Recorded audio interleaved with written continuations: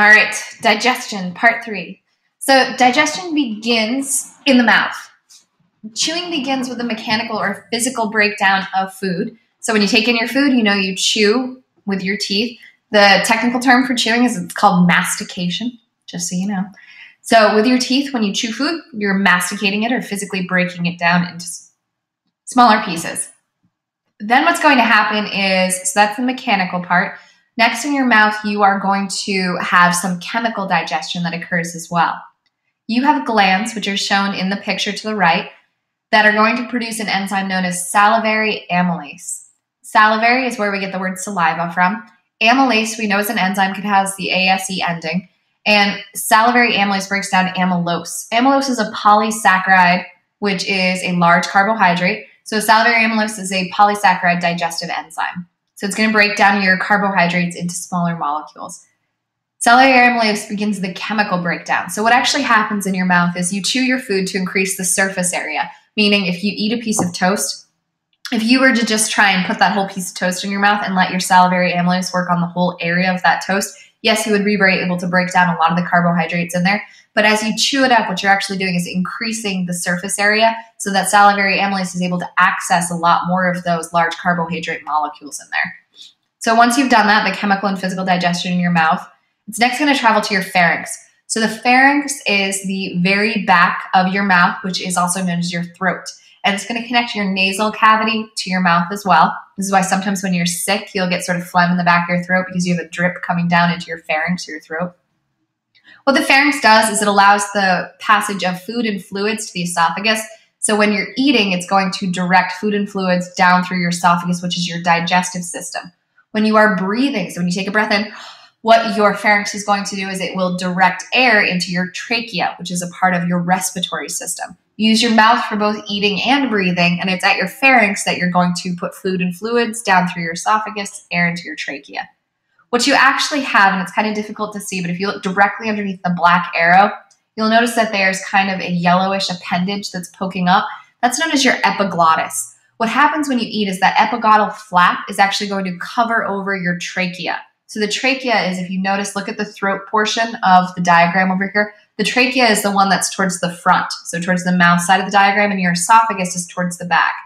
That is your epiglottis, will cover over your trachea so that food and liquid doesn't move down into your trachea. So you've all probably at some point had some food or fluid head down there, and that's where you feel like you're choking, you'll cough a little bit, but it's your epiglottis that covers that over, directs food down your esophagus. Next, it's going to move down your esophagus, so mouth, pharynx, esophagus. The esophagus is a muscular tube that goes from the pharynx to the stomach.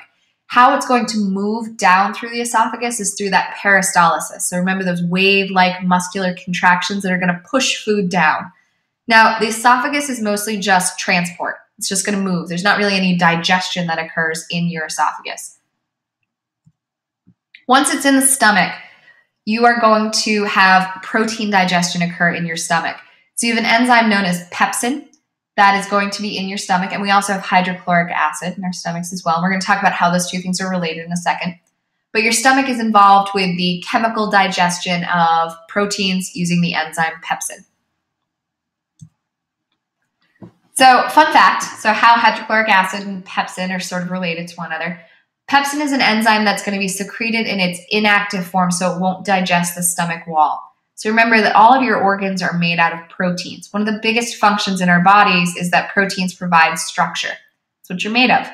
So if you were to secrete pepsin directly onto the cells of your stomach, they would go to town and start breaking down the proteins in the stomach itself, which would be bad. So what it is it's going to start inactive, so it won't actually hurt your stomach at all. And hydrochloric acid is going to be activated in the lumen, or the space in the stomach. I don't have a very good picture of it here, but it's the space of the stomach that's kind of between your cells, and it's hydrochloric acid that's actually going to activate this pepsin in the lumen. So it's inactive at first, hydrochloric acid activates it. Hydrochloric acid is also going to help with a little bit of chemical digestion, so breaking down foods a little bit. This diagram right here shows you what acid reflux is. So if you maybe have a parent or maybe yourself as well, if you have acid reflux, so you eat foods and sometimes it gives you heartburn, what's actually happening is the sphincter that separates your esophagus from your stomach, it's contracting and relaxing and it's allowing a little bit of hydrochloric acid to go back up into your esophagus, and it gives you a bit of a burning feeling. So people will take things like Tums is definitely one of them, and I think there's like Peptade or something like that is another one. See if I can remember it later. So your small intestines, so it goes from your stomach into your small intestines. The small intestines are a long tube, but they're small in diameter. So that's why we call them the small intestines. So they're much, much longer than your large intestines, but smaller in diameter, so smaller across. Digestion is going to continue and it's going to complete in the small intestines. You have many enzymes. So most of the enzymes required for digestion to occur are going to be found in your small intestines. And a lot of those enzymes are going to be supplied by the pancreas. So remember that the pancreas is one of those accessory organs that we learned about. It's not actually involved, so it doesn't actually touch the food as it's going through the digestive process, but it's going to secrete enzymes into your small intestines that will help with the breakdown of other foods. So virtually all of the nutrient absorption is going to take place in the small intestines. And this is very, very important. So it starts in the mouth. You have mechanical digestion. You have salivary amylase that breaks down your carbohydrates. Then it travels to the pharynx and the esophagus. Pharynx and esophagus are essentially just sort of transportation routes. Once it gets into the stomach, you have pepsin, which is going to break down your proteins. And you have hydrochloric acid, which is going to continue sort of breaking those down into smaller parts. Once it gets in, so at this point, once it gets into the small intestines, all we've been doing is breaking polymers down into monomers. In the small intestines, you're going to finish breaking down molecules into your monomers. And we'll talk a little bit more about what happens to nucleic acids and also your lipids. But once those are broken down into monomers, they're going to get absorbed by your small intestines. So if you look at the diagram here, what we notice, and this is very cool, is that if you look at the walls of your small intestines, so this is the image that's closer to the center, you'll notice that they're not flat. What they actually have are little projections that come out. And these are called villi, the larger ones, and then the small projections that come off those that kind of almost look like leaves on a tree, those are microvilli. What those projections do is they increase the surface area of the small intestines. More surface area means that there's more access and more area for nutrients to be absorbed into the bloodstream. So what you find in the small intestines is that it's a lot of blood cells, so a lot of capillaries that are surrounding, so little blood tubes, that are surrounding your small intestines, because it is at this site of absorption with your villi and microvilli where those small monomers are going to travel into your circulatory system to be brought around and deposited at your cells to provide raw resources for your cells to build themselves and also energy. So again, right here, see if you can remember, what are those for? Good, hopefully you were able to get that we have villi and microvilli. They increase surface area, so they increase absorption. Which organ begins the digestion of proteins?